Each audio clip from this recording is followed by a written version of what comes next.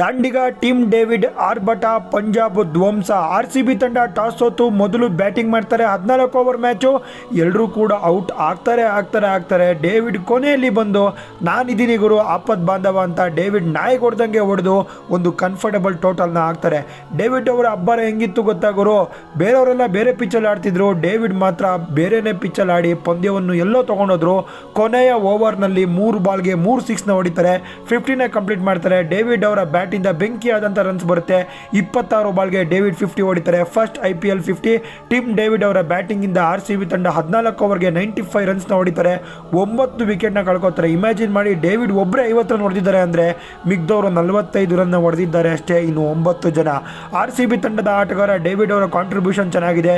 CSK ವಿರುದ್ಧ 22, DC ವಿರುದ್ಧ 37, GT ವಿರುದ್ಧ 32, ಈಗ ಪಂಜಾಬ್ ವಿರುದ್ಧ ಇಂಥ ಪಿಚ್ಚಲ್ಲಿ 50 ರನ್ನ ಹೊಡೆದಿದ್ದಾರೆ. ಸಿಕ್ಸರ್ಗಳ ಸುರಿಮಳೆನ ಸುರಿಸಿದ್ರು, ಬೌಂಡ್ರಿಗಳು ಕೂಡ ಹೊಡೆದ್ರು. ಡೇವಿಡ್ ಹ್ಯಾಟ್ಸ್ ಆಫ್ ಅಂತ ಹೇಳಬೇಕು. ಡೇವಿಡ್ಗೆ ಸೆಲ್ಯೂಟ್. ಆಪತ್ ಬಾಂಧವ ಡೇವಿಡ್ ಅಂತ ಹೇಳ್ತೀನಿ. ದಾಂಡಿಗ ಡೇವಿಡ್ ಅಬ್ಬರ ಹೇಗಿತ್ತು ಅಂತ ಕಮೆಂಟ್ ಮಾಡಿ.